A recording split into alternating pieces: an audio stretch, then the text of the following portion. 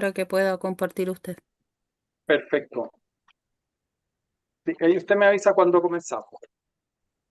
Muy buenas tardes, muy bienvenidos a este encuentro que tenemos hoy día sobre el Concilio de Nicea. Nuestro expositor será el padre Samuel Fernández. Él es sacerdote diocesano y además profesor de teología de la Universidad Católica. Y ha tenido la gentileza de acompañarnos en este momento y poder enseñarnos sobre este concilio que es tan antiguo. Así que muy bienvenidos a todos, muy bienvenido Padre Samuel, muchas gracias por estar aquí con nosotros. Las preguntas que quieren hacerle al Padre Samuel, por favor, las van poniendo en el chat. ¿Ya? Él va a ir respondiendo a medida que las vea para que no interrumpamos. ¿Ya? Muchas gracias. Adelante, Padre. Bien, pues bueno, muchas gracias Isaura por la presentación y por la invitación. Y los invito a que podamos partir con una oración para pedirle al Señor que nos ilumine en este día. En el nombre del Padre, del Hijo y del Espíritu Santo. Amén. Amén. Le pedimos al Señor que nos envíe su Espíritu para que podamos también entrar en comunión con toda la Iglesia y de una manera particular en este día con la Iglesia de aquellos que nos han precedido, que se encuentran ya en el reino. Padre nuestro que estás en el cielo, santificado sea tu nombre. Venga a nosotros tu reino, hágase tu voluntad en la tierra como en el cielo. Danos hoy nuestro pan de cada día. Perdona nuestras ofensas, como también nosotros perdonamos a los que nos ofenden. No nos dejes caer en la tentación y líbranos del mal. Amén. Bien, hoy día nosotros entonces, como se anunció, vamos a hablar sobre el Concilio de Nicea. Una cosa práctica antes de comenzar, yo vivo en Vicuña Maquena y parece que la fibra óptica de Movistar tiene un problema, y entonces estoy conectado a través del teléfono, así que ahí para que todos recemos de que la conexión del teléfono resista bien, y bueno, y si empezara a fallar ahí veremos de qué manera resolverlo. Bien, entonces nosotros hoy día vamos a conversar sobre el Concilio de Nicea. Todos hemos visto que el Papa estuvo en Nicea hace pocos días atrás. Fue primero a Estambul, que es la antigua Constantinopla y la más antigua Bizancio, donde se encuentra el patriarcado de la Iglesia Ortodoxa de Constantinopla, que es uno de los centros de la Iglesia Ortodoxa en el mundo. Y el Papa fue, ¿no es cierto?, y tuvo estos encuentros con el patriarca de Constantinopla, Bartolomeo, y luego fueron a Nicea, que es el lugar donde se celebró el primer concilio ecuménico, es decir, el primer concilio universal. Entonces, nosotros para tener una idea, vamos a comenzar por ver, digamos, brevísimamente qué es lo que eran los concilios en la antigüedad, de qué manera se fueron formando, y luego vamos a entrar en el tema más particular del mismo concilio de Nicea.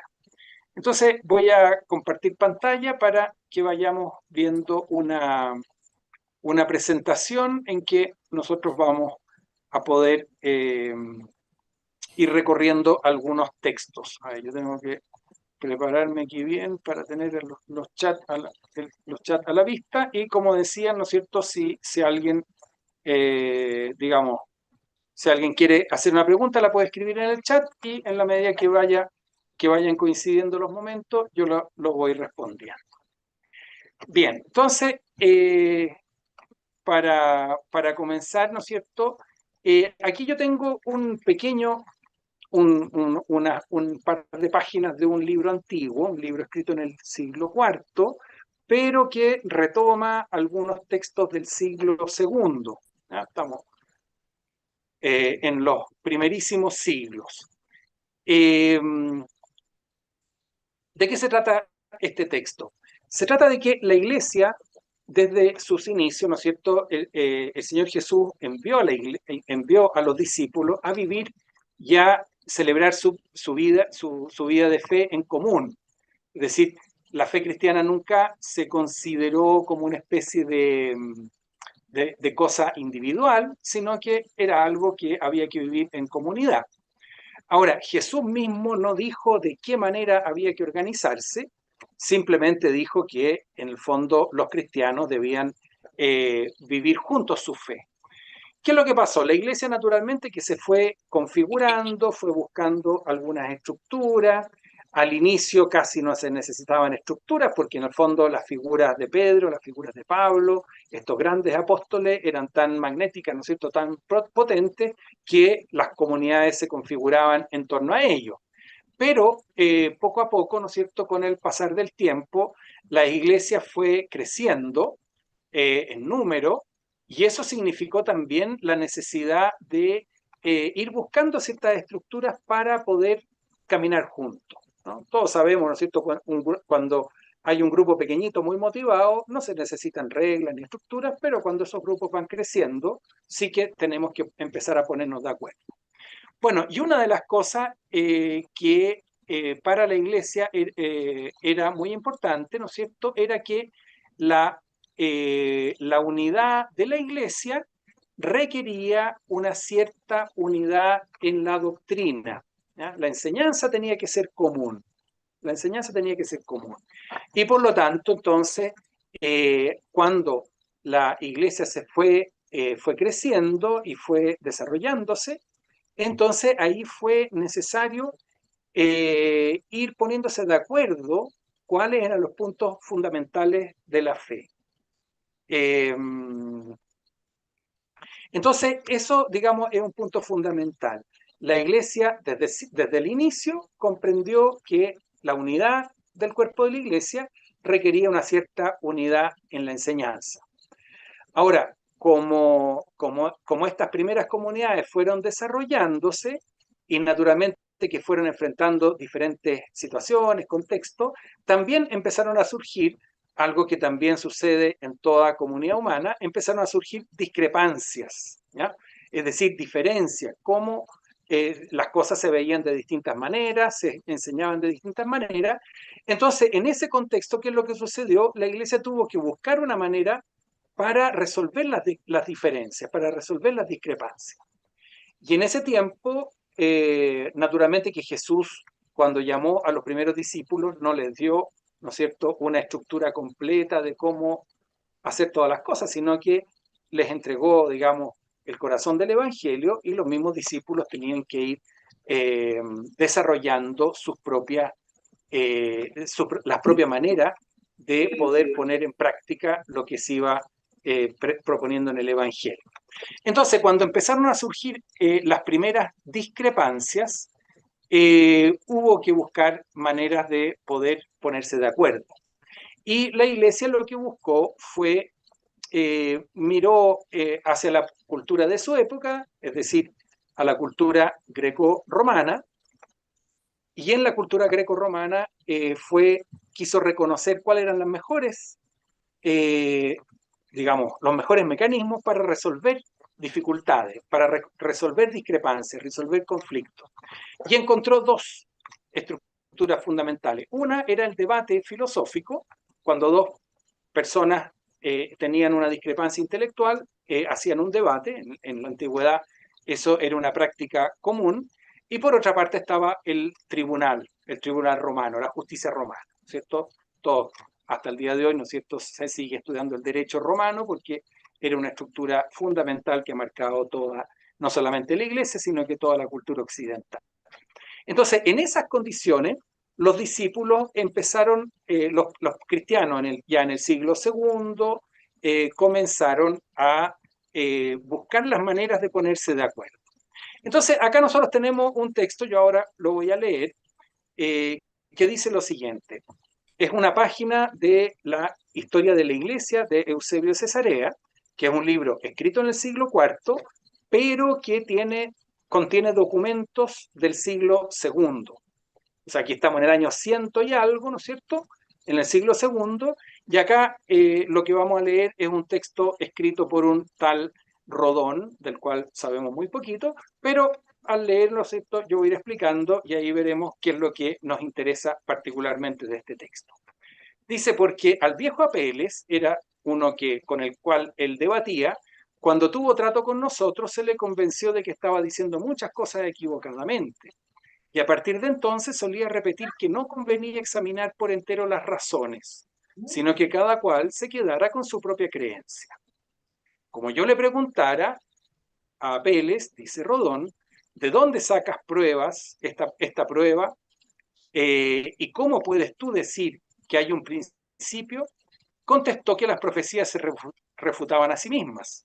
En cuanto a cómo hay un solo principio, decía que lo ignoraba y que así sin más se sentía movido.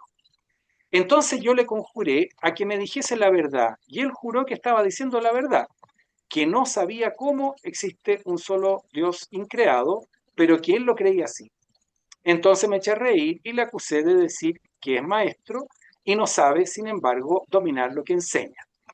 Bueno, este texto, naturalmente, para entenderlo más profundamente, necesitaríamos todo el contexto, etcétera. Pero ¿qué es lo que nos interesa acá? Nos interesa que el maestro cristiano, que es Rodón, para refutar a un hereje, ¿a qué es lo que recurre? Recurre a la razón. Recurre a la razón. Y esto es muy importante, ¿no es cierto? Porque, por ejemplo, en las religiones romanas, ¿no es cierto? No había una doctrina, no había una enseñanza, no había una filosofía detrás, sino que era simplemente una creencia. Y el cristianismo no se comprendió a sí mismo como una creencia solamente fuera de la razón, independiente de la razón, sino que se comprendió como una fe que estaba vinculada con la razón. Y por lo tanto, el debate, la argumentación, la reconocieron como una manera de poder descubrir la verdad del cristianismo. Esto a nosotros nos podría parecer demasiado obvio, ¿no es cierto? Porque uno dice, pero claro, pero lógico. Pero en esa época no era tan lógico. Y de hecho, como decíamos, ¿no es cierto? Las religiones romanas, ¿no es cierto? No tenían una doctrina que pretendiera ser lógica, ¿no es cierto? Sino que simplemente era un conjunto de creencias. Pero los primeros cristianos reconocieron que la fe cristiana no era una pura creencia sin un sustento racional, sino que reconocieron el sustento racional y por ello mismo entonces ellos decían que no era posible afirmar simplemente la fe sin dar razones. ¿Ya? Entonces acá nosotros tenemos una cosa que es bien importante de los primeros concilios y de la fe cristiana, era que es una fe eh, que pretende poder tener un respaldo en la razón. El segundo texto, ¿no es cierto? Ya que estamos en el siglo III, este nos da un poco la idea de cómo eran los concilios, ¿no es cierto? Porque, porque en la iglesia antigua hubo muchísimos concilios antes del concilio de Nicea. La gracia del concilio de Nicea, que fue por primera vez un concilio universal, que reunió obispos de Oriente y Occidente, y que buscaba tener una respuesta completa para toda la cristiandad. Ahora, acá nosotros tenemos, este texto proviene de un papiro, de un texto muy antiguo, que se encontró en 1940, 45, por ahí, ¿no es cierto?, en Egipto, en unos hoyos que estaban haciendo ahí en la época durante la Segunda Guerra Mundial, encontraron una cantidad de papiros y uno de ellos es el que tenemos aquí adelante, ¿no es cierto? Entonces aquí nosotros tenemos un maestro cristiano que se llama Orígenes de Alejandría, que lo llaman a una reunión conciliar, es decir, a un concilio regional, para que examine la fe de un obispo que posiblemente estaba diciendo cosas inadecuadas. Entonces, así parte el texto de Orígenes. Dice, una vez iniciada la discusión por parte de los obispos presentes sobre la fe del obispo Heráclides, en modo que confesara frente a todos su manera de creer, y habiéndole dicho cada uno lo que pensaba y propuesto preguntas, el obispo Heráclides dijo, también yo creo, etcétera, etcétera. ¿Se fijan? Aquí en las primeras 4 líneas, que son bien densas, ¿no es cierto?, tiene mucha información. ¿Qué es lo que nos dice? Nos podemos imaginar, ¿no es cierto? Aquí está un grupo de obispos frente al obispo del lugar, que se llama Heráclides. Los obispos vecinos se han juntado, ¿no es cierto?, y han ido a este lugar, y para pedirle explicaciones, clarificaciones a este obispo que al parecer estaba enseñando cosas inadecuadas. ¿Y qué es lo que pasó? Le van a pedir que confiese frente a todo su manera de creer, ¿ya? Pero antes de eso, cada uno le dijo su opinión, eh, y le propuso preguntas. Se fijan, nuevamente está esto de la argumentación, de las preguntas, de la razón. Entonces, él propone su fe, yo también creo, etcétera, etcétera. No vamos a entrar en el contenido, sino que nos interesa poder imaginarnos cómo era esto. Y luego, ¿no es cierto?, un experto, porque Orígenes no era obispo, sino que era presbítero, pero lo llaman como un experto. Un experto le pregunta, lo empieza a hacerle preguntas en público. Puesto que de una vez se ha realizado el debate, para decir algo sobre el argumento de la discusión, hablaré, dice Orígenes. Toda la iglesia está presente escuchando. ¿Se fijan? Entonces ya nos podemos imaginar mejor el cuadro. El obispo Heráclides, como en el banquillo de los acusados, por así decir, los obispos vecinos más cerca, y luego el resto de la iglesia. ¿Se fijan? Toda la iglesia está presente escuchando. ¿Se fijan? Entonces, aquí se ve que los obispos tenían un lugar particular, pero estaban también el resto de la iglesia escuchando. No conviene que una iglesia tenga diferencia de doctrina con otra iglesia. ¿Se fijan? Por eso están preocupados. Aquí no resulta esto de decir que cada uno crea como quiera y punto, sino que aquí se necesita una unidad doctrinal y por eso se han movilizado los obispos, han llamado a un experto y se está realizando este concilio. Puesto que no sois una iglesia del engaño, te ruego que declares, Papa Heráclides, ¿no es cierto?, en esa zona del imperio, digamos, en la antigüedad a los obispos se les llamaba papa, a todos los obispos, ¿no? Dios, que es el que todo lo sostiene, el ingénito, el creador supremo, ¿estás de acuerdo con esto? Bueno, y ahí empieza el interrogatorio, pero nuevamente nos interesa hacernos una idea de cómo eran estos concilios, ¿cierto? Entonces ya tenemos esta idea de que era importante la argumentación, era importante naturalmente la escritura, era importante la razón. Los obispos eran los que tenían, por así decir, el protagonismo en las reuniones conciliares. Se llamaba a veces a un experto para que diera su parecer y a la vez, ¿no es cierto?, el resto de la iglesia también estaba presente escuchando. ¿Eh? Entonces, de esa manera nosotros nos podemos imaginar un poco cuál es como el contexto de los concilios antiguos y en el siglo IV ya vamos a tener el concilio de Nicea. Ahora, la segunda pregunta, ¿no es cierto?, que nos hacemos ya no es tanto de cómo se hacían los concilios, etcétera, sino que nos preguntamos sobre, bueno, ¿cuál fue el problema que impulsó la celebración de este gran concilio, ¿no es cierto? Y aquí yo voy a leer, digamos, tal vez voy a leer un solo texto, ¿no es cierto?, para que no nos atrasemos, ¿no es cierto? ¿Qué es lo que sucede? Nosotros desde el inicio de la iglesia vamos a tener, perdón, desde el inicio de la iglesia, ¿no es cierto?, vamos a tener la fe en la divinidad de Cristo. Eso desde el mismo Nuevo Testamento, los discípulos se postran ante Jesús y luego, por ejemplo, en el cántico en la carta a los Filipenses se dice que toda rodilla se doble en el cielo, en la tierra, en el abismo, y toda lengua proclame que Jesús es Señor para la gloria de Dios Padre. Es decir, nosotros podemos partir de la base de que la fe en la divinidad de Jesús, en la divinidad de Cristo, fue algo que surgió desde el inicio y que constituyó a la iglesia fundamentalmente, ¿no es cierto? No fue algo que se fuera descubriendo de a poco, sino que fue algo que desde el inicio, ¿no es cierto?, la iglesia tuvo una conciencia muy fuerte que fue lo que configuró la iglesia en definitiva.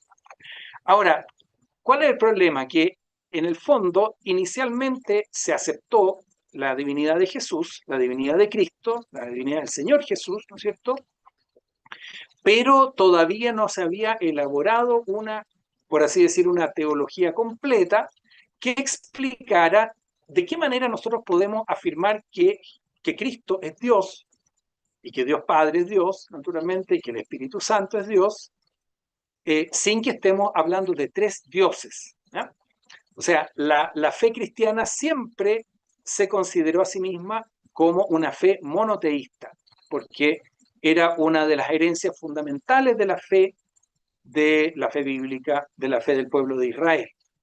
Entonces, a diferencia de las religiones paganas, ¿no es cierto? A diferencia de las religiones romanas, mientras las religiones romanas creían en muchos dioses, la fe cristiana y la fe bíblica en definitiva, creía en un solo Dios.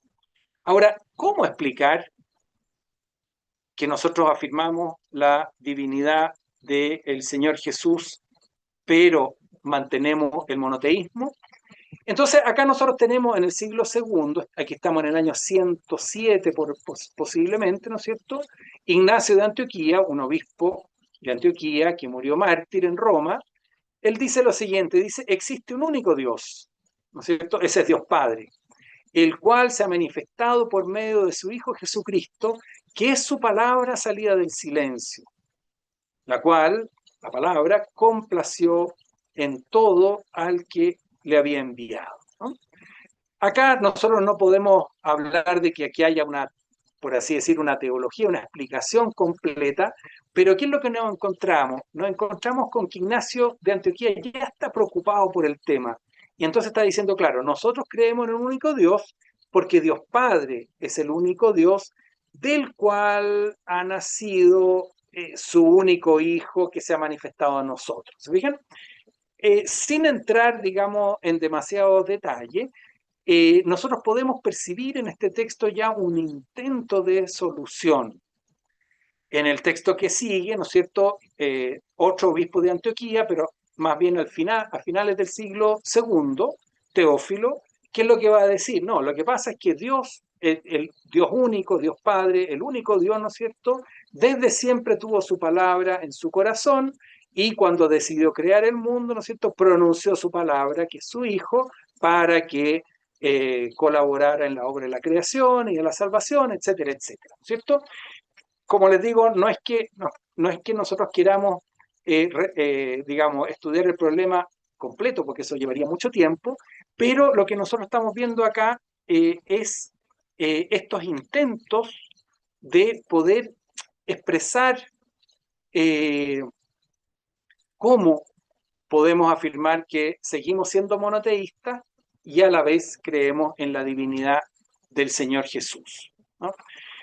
Otra propuesta va a ser la de Orígenes, que va a decir, en realidad lo que pasa es que Dios Padre está siempre, no es que generó a su Hijo hace mucho, mucho tiempo, ni siquiera antes de la creación, sino que está siempre, fuera del tiempo, generando a su Hijo. Entonces, creemos en el único Dios porque el Dios Padre es la fuente, la única fuente de la divinidad. Ahora, esta divinidad se la está entregando constantemente a su Hijo, que la recibe, y de esa manera nosotros podemos decir de que Dios Padre es la fuente de la divinidad del Hijo y que la divinidad del Hijo no es una divinidad distinta de la del Padre, sino que es la misma divinidad del Padre que Él la recibe como un don, que la está recibiendo como un don, ¿cierto? Para Orígenes, la generación del Hijo no es una especie de evento primordial, sino que es un proceso eterno que está siendo realizado constantemente, ¿no es cierto? Entonces, acá nosotros vemos varias explicaciones, siglo segundo, siglo tercero, de cómo poder afirmar la identidad de Cristo, la identidad divina de Cristo, sin negar el monoteísmo. Ahora, en estas condiciones, ¿no es cierto?, nosotros nos vamos a encontrar que aquí ya yo pongo un mapa del imperio porque en el fondo van a empezar a haber unos cambios sociales bien importantes.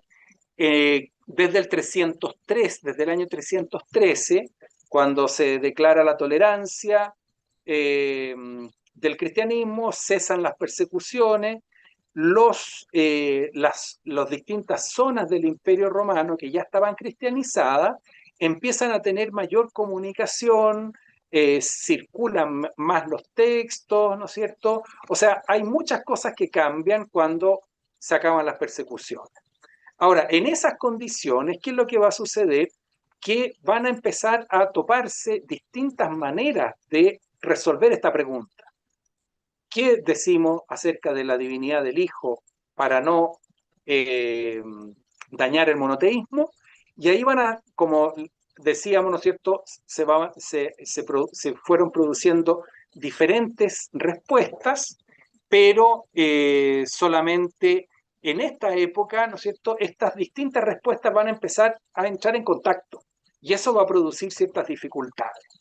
Entonces, en estas condiciones, ¿no es cierto?, posiblemente una respuesta elaborada en esta zona de acá, ¿no es cierto?, en Cesarea y Antioquía, va a entrar en contacto con los cristianos de Egipto. Y ahí se van a producir ciertos problemas, ¿no? Entonces, digamos, lo que vamos a hacer nosotros es que todo lo que se ha dicho sobre el Concilio de Nicea, ¿no es cierto?, fue escrito bastante después, como 50 o 100 años después. Pero los textos que nos relatan estas cosas, ¿no es cierto?, contienen documentos, es decir, cartas, cánones, informes imperiales, etcétera, etcétera, que los podemos separar y los podemos ubicar en su propio contexto histórico. Y eso es lo que nosotros, en eso ha consistido la investigación que se han hecho en estos últimos años, ¿cierto? Entonces, nosotros tenemos documentos, tenemos testimonios, tenemos narraciones, pero la gracia es que nosotros podamos leerlas en su propio contexto. Entonces, lo que vamos a hacer ahora es que vamos a leer un texto nomás, que es un texto bien importante porque es justamente una carta de Arrio, de un presbítero que vivía en Alejandría, en Egipto, y que fue el que chocó contra su propio obispo, que se llamaba Alejandro, de Alejandría, y es el que provocó, ¿no es cierto?, esta crisis que nosotros llamamos la crisis arriana, que a su vez, ¿no es cierto?, exigió la convocatoria de un gran concilio como fue el concilio de Nicea, ¿cierto? ¿Qué es lo que nos dice la carta? ¿No es cierto? ¿Qué es lo interesante acá? Lo interesante es que nosotros aquí tenemos una carta propiamente escrita por uno de los protagonistas durante los acontecimientos. No es un relato posterior, no es una cosa retrospectiva, sino que es justamente durante el mismo, el desarrollo de los hechos. Dice lo siguiente, ¿no es cierto? El obispo Alejandro nos persigue muy severamente, incluso hasta habernos expulsado de la ciudad como hombres sin Dios, porque no estamos de acuerdo con él que dice en público, ¿no? Entonces, ¿qué es lo que está diciendo? Arrio, que era un presbítero, le escribe a Eusebio de Nicomedia, que era obispo de Nicomedia. Nicomedia era una ciudad imperial, es decir, era una ciudad donde había una residencia del emperador. Ahí había vivido durante mucho tiempo Licinio, que era el emperador de Oriente, pero el año 324, en septiembre del 324, Constantino venció a Licinio en una batalla y Constantino se volvió emperador del imperio completo, volvió a unificar el imperio de Oriente y Occidente. Ahora, Constantino entonces comenzó a vivir en la ciudad de Nicomedia. Digo esto para decir de que no era cualquier obispo, sino que era el obispo de la ciudad donde vivía el emperador. O sea, un pez gordo, como se diría, ¿cierto? Entonces, Arrio, que se ve que tenía cierta amistad con él, le dice, se queja de que el obispo lo persigue y lo ha condenado, porque él está en contra de lo que su obispo dice en público. Ahora, ¿qué decía el obispo Alejandro? Siempre Dios, siempre Hijo, simultáneamente Padre, simultáneamente Hijo. El Hijo coexiste con Dios de manera ingénita, generado sin cesar, brote ingénito. Ni en el pensamiento, ni por un cierto instante, Dios precede al Hijo. Siempre Dios, siempre Hijo, el Hijo procede de Dios mismo, ¿ya? Ese es el resumen que Arrio, este presbítero, que va a ser finalmente el que va a causar todo este problema, este es el resumen que hace de la predicación de la predicación pública de su propio obispo, con la cual él no está de acuerdo. Ahora, ¿cómo sigue el texto? Dice, por consiguiente, Eusebio, tu hermano que está en Cesarea, ese es Eusebio, pero no el de Nicomedia, sino que de Cesarea, que era un obispo muy importante. Eusebio, tu hermano que está en Cesarea, Teódoto, Paulino, Atanasio de Anasargo, Gregorio, Aesio y todos los obispos orientales que dicen Dios existe sin principio antes que el Hijo, se habrían vuelto anatema, es decir, estarían condenados. ¿Ya? O sea, ¿qué es lo que está diciendo Arrio aquí? Arrio dice, el obispo me condenó porque yo rechacé lo que él dice en público. ¿Y qué es lo que él decía en público? Que el Padre y el Hijo son estrictamente simultáneos, estrictamente coeternos. Y él dice, si Alejandro tiene razón, entonces Eusebio de Cesarea, Teodoto, Paulino, todos estos obispos orientales que dicen Dios existe sin principio antes que el Hijo, se habrían vuelto anatema, es decir, estarían condenados. Con la sola excepción de Filogonio de Antioquía, Elánico de Trípoli y Macario de Jerusalén, hombres herejes carentes de instrucción, pues al Hijo uno lo llaman eructo, otros emisión y otros coingénito. Nosotros no somos capaces ni de escuchar estas impiedades, aun cuando los herejes nos amenazaran con 1000 muertes. Bueno, yendo como a lo esencial, ¿con qué es lo que nos topamos? Aquí nosotros nos podríamos preguntar, bueno, ¿cuál era el punto de conflicto entre Alejandro y Arrio? En primer lugar, nosotros nos podemos dar cuenta de que no era simplemente el conflicto entre Alejandro y Arrio, el obispo Alejandro y el presbítero Arrio, sino que era, en el fondo, era el conflicto entre la opinión del obispo Alejandro y la opinión de un grupo importante de obispos. Eusebio de Cesarea, Eusebio de Nicomedia, Teodoto, Paulino, etcétera, etcétera. Ahora, entonces aquí nosotros, ¿qué es lo interesante? Aquí no es simplemente un problema local, sino que nosotros tenemos aquí dos posturas teológicas que están defendidas por obispos de mucho peso en la antigüedad, ¿cierto? El obispo de Alejandría, para simplificar las cosas, el obispo de Alejandría y el obispo de Cesarea. Ahora, ¿cuál era la postura del obispo de Alejandría? Era que el Padre y el Hijo son absolutamente coeternos, que nunca existió Dios Padre sin su Hijo. ¿Y cuál era la opinión del obispo de Cesarea? Que Dios existió solo antes del Hijo y cuando quiso crear, eso lo sabemos por otros textos, cuando quiso crear el mundo, entonces generó su Hijo para que fuera el ministro de la creación. ¿Ya? Entonces acá nosotros nos podríamos preguntar, bueno, ¿cuál era el punto fundamental de discrepancia? Y el punto fundamental de discrepancia reside en el hecho de que la pregunta es si acaso el Padre y el Hijo son estrictamente simultáneos, coeternos, o si el Hijo en el fondo fue generado por Dios Padre para servir de ministro en la creación. ¿Ya? Uno podrá decir, y valdría la pena discutir tanto y tanta cosa, ¿no es cierto?, por una discusión tan teórica. Y la respuesta, sin duda que sí. ¿Por qué? Nosotros hoy día, cuando nosotros queremos hablar de algo muy importante, a veces decimos, esto tiene mucho peso, que es una metáfora, ¿se fijan? Las ideas no tienen peso, es una metáfora hablar del peso de la idea. La otra cosa que a veces nosotros decimos, en el fondo, en cambio, superficial o en el fondo. ¿Ya? Los antiguos, en cambio, pensaban, cuando querían ir a lo realmente importante, lo miraban en el principio. ¿Ya? Entonces, ¿qué es lo que sucede? Si nosotros creemos que Dios existió solo desde toda la eternidad y solamente cuando decidió crear, entonces generó su Hijo para que fuera ministro, asistente de la creación, ¿qué es lo que tendríamos que pensar? En primer lugar, de que el Hijo depende de la decisión, de la libre decisión de Dios Padre de crear o no crear. Se fijan, podría no haber existido el Hijo. Y lo que es más grave todavía, ¿no es cierto?, es que nosotros no podríamos decir que Dios es eternamente Padre.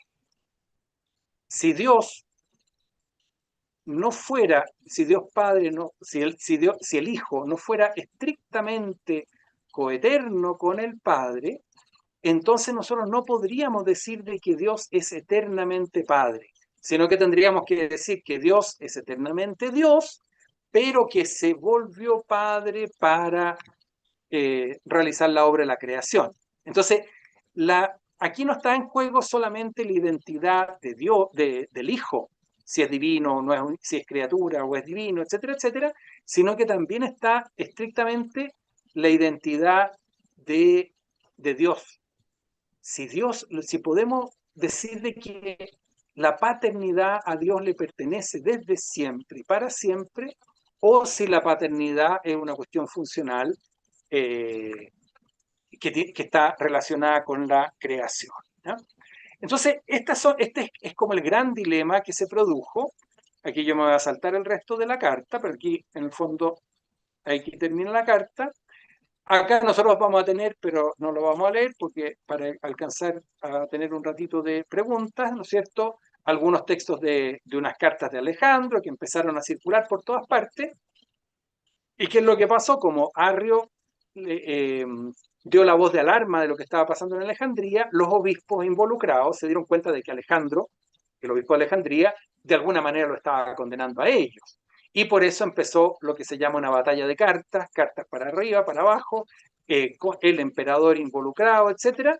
Y finalmente lo que se hace es que se convoca un concilio general, el concilio de Nicea.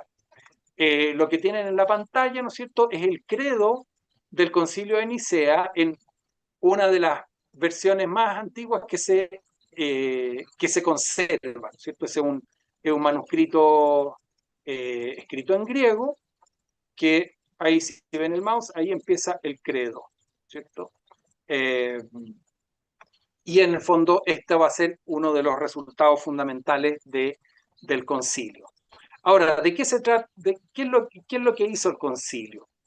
En el fondo, el concilio lo que hizo fue para clarificar las cosas, ¿no es cierto? Buscó una fórmula, es decir, un texto que pudiera expresar la fe de manera recta y de esa manera y le exigió a cada uno de los obispos que la firmara.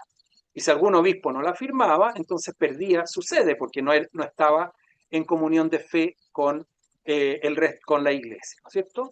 Y este es el credo, que ahí lo leemos rápidamente y yo voy a hacer algunos comentarios eh, para que después, digamos, de esto podamos tener un ratito de preguntas y respuestas.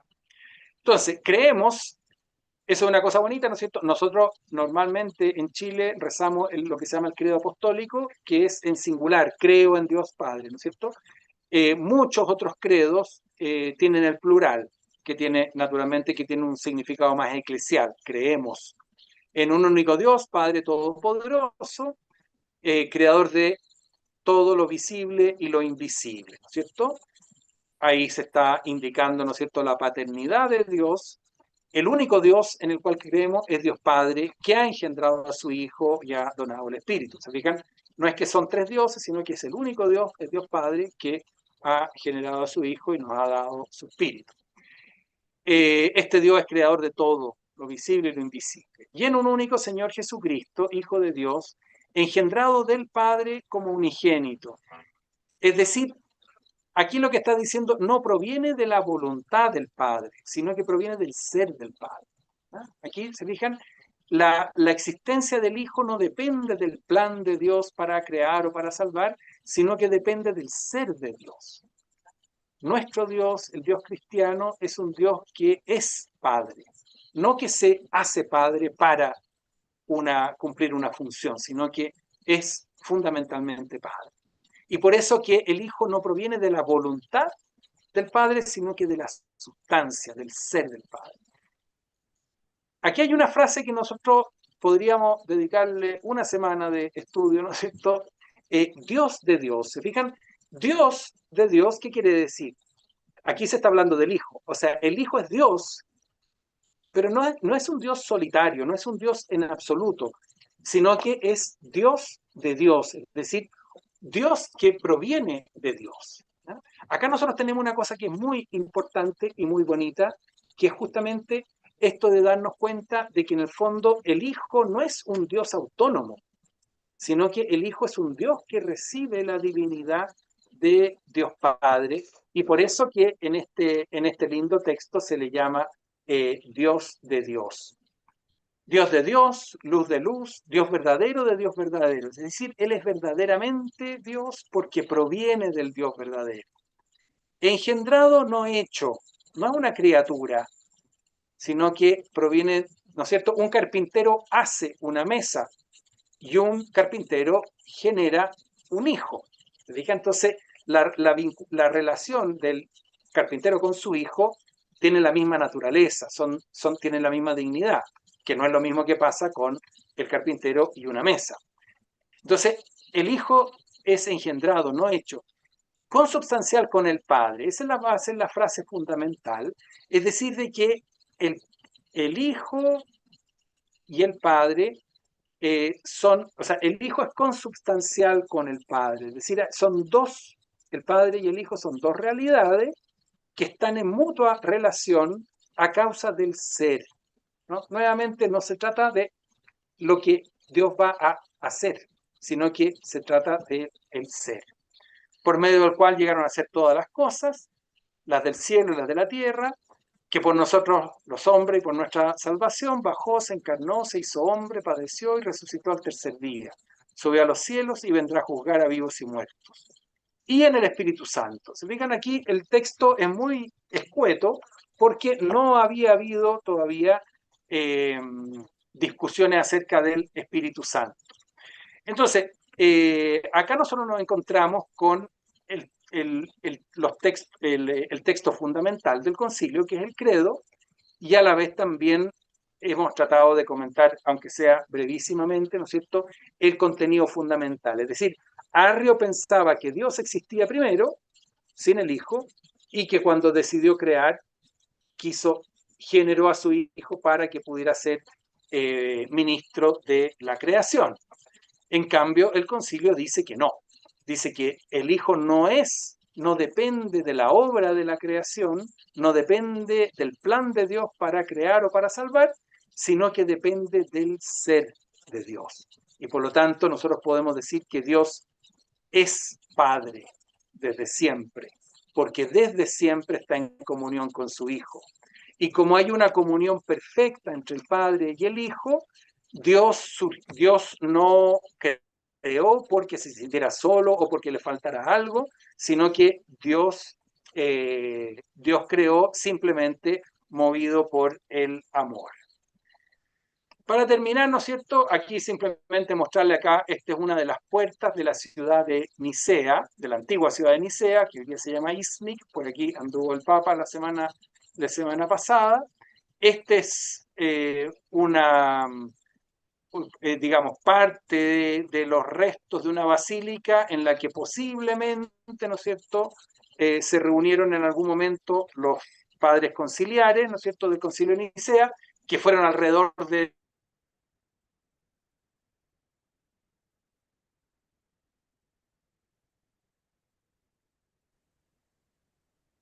Parece que se perdió la señal, ¿o no? ¿O volvimos?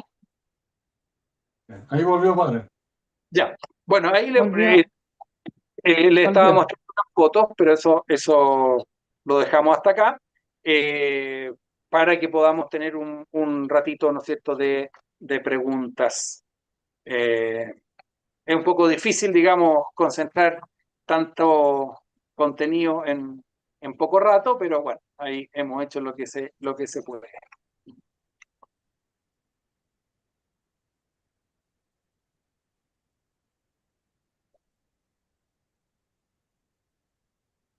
Entonces, ahí sí, si hay preguntas, ahí la pueden hacer o por el chat o directamente ahí habilitan el micrófono y hablan, ¿no? Padre, ¿Sí? eh, ¿cómo se genera después esta visión del Espíritu Santo, por ejemplo, que es como la unión entre el Padre y el Hijo, que es como la representación del amor? ¿Eso a partir de cuánto, de cuándo? Porque a mí, en lo personal, no me queda tan claro que acá, en el de Nicea, digamos. Claro. O sea, yo sé que el primer No, lo que pasa intento... es que, ¿Mm? ¿Sí? toda la razón. ¿Qué es lo que sucede? En el fondo, la iglesia fue enfrentando los distintos problemas en la medida que iban surgiendo. O sea, no, en el fondo, un concilio como este, incluso los mismos credos, no surgen como por un afán teórico de tener como una visión completa, sino que van surgiendo en la medida que van, digamos, han tenido que enfrentar problemas. Entonces, ¿qué es lo que sucede? Nosotros podríamos decir lo siguiente: el Espíritu Santo fue una realidad vivida por las comunidades cristianas desde el inicio. Uno lee los Hechos de los Apóstoles y se va a encontrar de que el Espíritu Santo está por todos lados. No solamente en Pentecostés, sino que el Espíritu les invitó a ir, les indicó el camino, el Espíritu y nosotros hemos decidido, es decir, sale por todas partes. Luego, en la oración de la iglesia, en la celebración de la Eucaristía, en la celebración del bautismo, el Espíritu Santo va a estar siempre, ¿ya? Entonces, no se trata de que las cosas surgen cuando se declaran, sino que se tienen que declarar cuando ha habido ciertos problemas, ¿se fijan?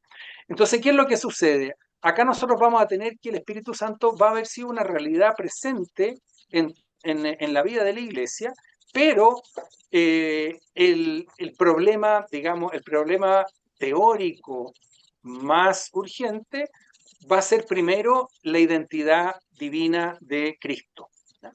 Entonces, ahí se produce, digamos, el choque entre Arrio y Alejandro, se producen todas estas cosas y eso termina por dar a luz el credo de Nicea. Pero precisamente una vez que se clarifica la identidad de Cristo, entonces va a surgir la pregunta por el Espíritu Santo, la pregunta teórica. ¿Se fijan? La pregunta teórica. No es que el Espíritu Santo nadie le haya dado importancia hasta el siglo IV, sino que estaba siempre presente. Lo que pasa es que no se habían producido problemas, ¿se fijan? O sea, nosotros tenemos, en cualquier institución también, tenemos que legislar cuando han surgido problemas. No se legisla simplemente por motivos teóricos. Entonces, ¿qué es lo que va a suceder? A partir del año 350, o sea, el Concilio de Nicea fue el 325, a partir del año 350, 355, 360, ahí va a surgir gente que va a decir, bueno, perfecto, quedamos claros con que el Padre y el Hijo están en esta situación, pero bueno, ¿y qué pasa con el Espíritu? Y ahí empiezan a surgir distintas teorías, lo que va a significar que finalmente en el año 381, que va a ser el segundo concilio grande, el primer concilio de Constantinopla, allí se va a hacer una declaración más amplia del Espíritu Santo y se va a decir que es Señor, dador de vida, que procede del Padre y del Hijo, ¿no?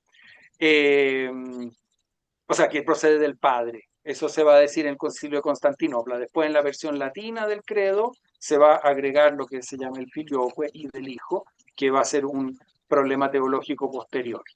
Pero para responder así brevemente, el Espíritu Santo estuvo siempre presente en la vida, en la oración, en la práctica, en la experiencia eclesial, pero solamente a partir del año 350 se volvió un objeto de discusión teórica, por así decirlo, y eso fue desarrollado a través de la teología de Gregorio de Niza, Gregorio Nacianceno y Basilio Magno, fundamentalmente, y eso se va a declarar de manera solemne en el segundo concilio ecuménico, es decir, en el concilio de Constantinopla del año 381.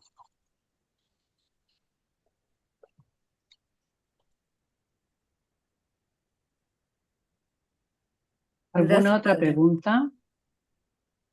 Yo, padre, ¿Sí? hola padre, muchas gracias, muy interesante. Quería preguntarle una pregunta medio complicada. O sea, no sé si complicada, pero ¿qué me pregunto yo, ¿el emperador quería la unidad política o quería la unidad religiosa o en ese tiempo era lo mismo? Yo escuché la mitad de la pregunta, pero me pareció que era que si Constantino quería unidad política, unidad religiosa, o ya. Juan, Esa es la pregunta, ¿no? Bien, en el fondo, lo que dijiste al final, digamos lo más, en el fondo para el emperador romano, eh, su tarea, la descripción de su cargo, como se diría hoy día, ¿no es cierto?, implicaba el bienestar completo del imperio, lo que significaba también el bienestar religioso. Por eso, uno de los títulos del emperador era el de Pontifex Maximus, que es un título que después va a heredar el Papa, ¿no es cierto?, el Romano Pontífice. Entonces, ¿qué es lo que va a suceder? Constantino, en el fondo, lo que intentaba era salvaguardar el bienestar del imperio completo, y eso significaba que religiosamente tenía que estar sano. Y por eso, cuando se produce el problema entre Alejandro y Arrio, que, como tratábamos de demostrar, en el fondo no era simplemente entre el obispo de una sede y un presbítero de su diócesis, sino que era un conflicto entre dos grupos importantes de obispos, ¿no es cierto?, que era muy significativo. Cesarea era la capital de la provincia de Palestina, Alejandría era la capital eh, de la provincia de Egipto, ¿no es cierto? Eran dos sedes muy importantes y culturalmente también con mucho peso. Entonces, una división entre estos dos grupos de obispos realmente era algo que eh, hería gravemente la unidad de la iglesia. Entonces, por eso Constantino se interesa no, por así decir, intrometiéndose en cuestiones eclesiales, sino que él diciendo, yo estoy haciendo mi trabajo, se preocupó y entonces, de alguna manera, Constantino presionó que se pusieran de acuerdo. ¿Ya? Presionó que se pusieran de acuerdo y después, no sé, digamos, el acuerdo no duró tanto porque después siguieron, digamos, muchas dificultades, pero lo que a Constantino le interesaba era la unidad de la iglesia en función de la unidad global y el bienestar completo del imperio. Los romanos, o sea, el papá de Constantino, Constancio Cloro, por ejemplo, o sea, en la época de los romanos, antes de librar una batalla contra un pueblo enemigo, le ofrecían sacrificio a los dioses de los pueblos enemigos porque creían que si conquistaban primero a los dioses, les iba a ser más fácil conquistar a los enemigos. Es decir, lo político, lo religioso lo tenían muy unido, ¿cierto? No eran como dos cosas distintas, sino que una sola, y por lo tanto Constantino va a apoyar siempre al grupo mayoritario de obispos. Y cuando el grupo mayoritario de obispos digamos, desconoce Nicea, Constantino va a seguir este grupo, no porque tenga ideas teológicas propias, sino que porque quiere, digamos, favorecer el consenso, por así decirlo, ¿no? ¿Alguna otra pregunta antes que terminemos? Guillermo Rivera, abre tu micrófono. Guillermo, abre el micrófono, si no, no te vamos a escuchar. Hola, Eso, padre, ahí. ¿me escucha bien ahí? ¿Sí? Sí. Sí. Padre, estaba leyendo algunas lecturas relacionadas con el concilio y habla un poco del credo arriano. ¿Usted lo tiene ahí? El ¿Podríamos credo compararlo arriano, así chiquitito? sí, o sea, en el fondo, a ver, hay una carta de Arrio a Alejandro de Alejandría, su obispo, en el cual él tiene como una profesión de fe. Eh, Está publicado acá, pero, o sea, lo podría proyectar si quieren. A ver, tengo que buscarlo así en el computador, pero no me debería llevar mucho. Ah,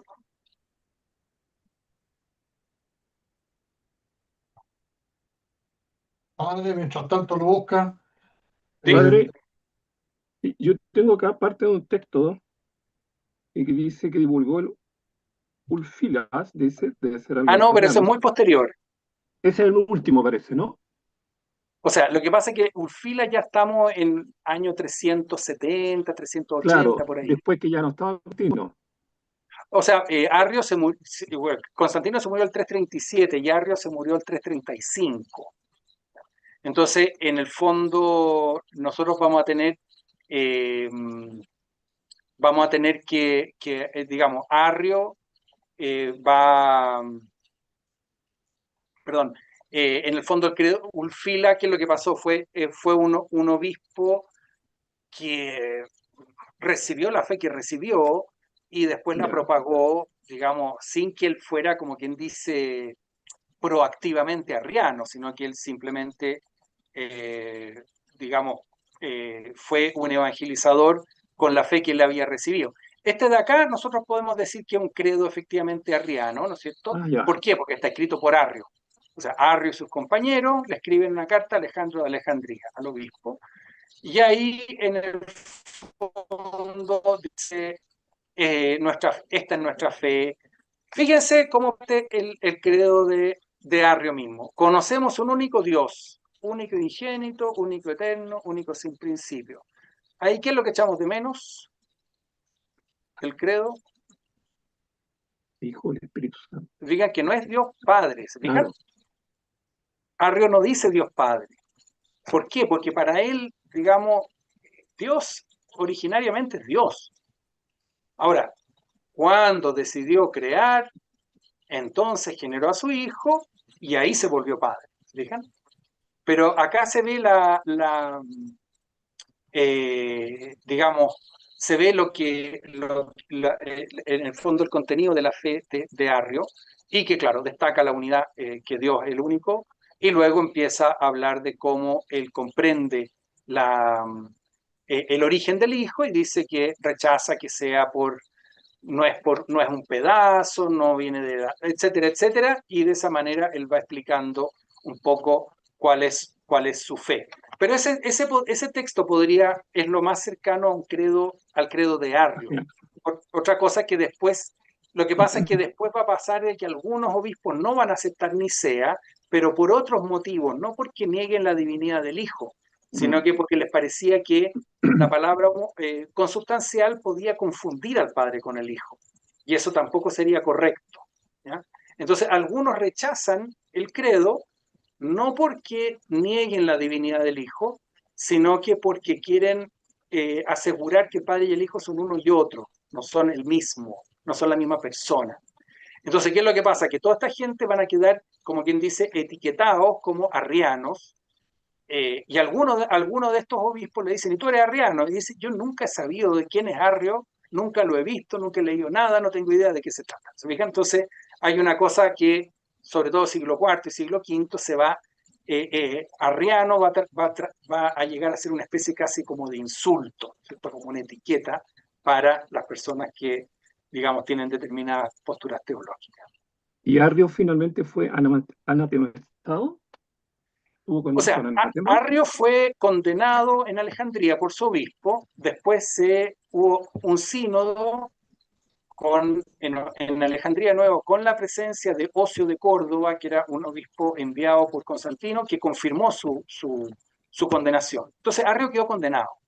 Ahora, en el año 335, cuando Constantino iba a celebrar los 30 años de su reino, él quiso como rehabilitar a todo, ¿no es cierto?, para que se pudiera celebrar en paz su propio aniversario. Entonces él convocó a Arrio a la corte y le pidió a un sínodo, un concilio que se reunió en Jerusalén en el año 335, que aceptara a Arrio de vuelta.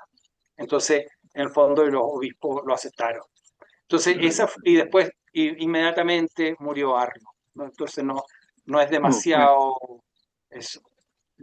Gracias, padre, muy amable. Gracias. Padre, habría una última pregunta que está en el chat. ¿Por qué el credo actual dice la resurrección de la carne y no de los muertos o de los cuerpos? Que estaba con la luz apagada y se fue. Pensé que estoy buscando. Este de acá, este libro de acá, que tiene 400 páginas, este es un libro que recoge recoge todos los credos. O sea, uno muchas veces piensa que hay 1, 2, 3, 4, 5, 12, 15. No, hay, o sea, digamos, hay 400 páginas de credo, hay muchos credos. Entonces, los credos tienen redacciones distintas y las redacciones distintas de los credos obedecen a los problemas locales que han tenido las distintas iglesias. Entonces, en el fondo, cuando se proclama el credo de Nicea, en Roma se sigue rezando el credo que rezaban siempre. Ellos sabían que en el fondo era importante y uno no podía estar en contra de ese credo, pero en la liturgia se seguía rezando todo el credo. En Cesarea, de Palestina, en Antioquía, en todos lados se rezaban credos distintos en esa época, sin desconocer el valor del credo de Nicea. Entonces, que haya muchas redacciones distintas, y también nosotros tenemos el otro problema, que tenemos muchas traducciones distintas. Entonces, generado no creado, o generado no hecho, o nacido no, ¿se fijan? Entonces, en el fondo, simplemente para decir de que hay muchísimas fórmulas de fe distintas. Nosotros mismos en nuestra liturgia tenemos, en el misal hay 2 credos en la misa. Lo que pasa es que nosotros normalmente rezamos el más corto, que es el apostólico, pero podríamos rezar perfectamente el más largo. Y por otra parte, tenemos en la liturgia bautismal y en la liturgia de Pascua tenemos fórmulas de fe que se hacen de manera de pregunta y respuesta. Entonces, eso es lo que hace que nosotros en nuestra propia liturgia tenemos muchas fórmulas de fe, y si nosotros nos fuéramos a las distintas épocas, a los distintos siglos, nos encontraríamos con muchas fórmulas. Entonces, entre decir la resurrección de la carne o la resurrección de los muertos, nosotros, se fijan, hay insistencia de que resucita el ser humano completo, o que la carne, algunos decían que la carne no resucita, entonces por eso que se insiste en eso, pero en el fondo se trata de insistencias particulares frente a problemas particulares. Estaríamos entonces para cumplir con el horario. Muy bien, Muchas pues. gracias, Padre Samuel. Creo que entendido perfectamente lo que significaba este credo de Nicea. A lo mejor han quedado muchas cosas, a lo mejor después nos van a surgir muchas preguntas también, pero bueno, el tiempo nos pilla y teníamos poco tiempo. así que- Una cosa, por si acaso, yo tengo, hace un par de semanas se publicó un artículo en la revista Humanitas, que está abierta, digamos, es de libre acceso por internet, y ahí hay una explicación un poco más larga digamos, si alguien quisiera, si alguien quisiera seguir leyendo. La Perfecto, revista padre. católica. En la revista Católica también, claro. Hay uno en la revista Católica y otro en la revista Humanitas, que son más o menos parecidos, así que lean uno o el otro, porque si no, se van a repetir. Perfecto. Muchas gracias, Padre Samuel. Le agradecemos profundamente lo que nos ha entregado. Gracias a todos los presentes por su participación, y será hasta una nueva oportunidad, como dicen. Muchas gracias, muy buenas noches. Gracias. Gracias, Aura, Rodrigo. que Ahí estés nos bien. vemos. Gracias, Aura. Gracias, padre. Mm. Chao. Gracias. Chao. Gracias. Chao, Isaurita.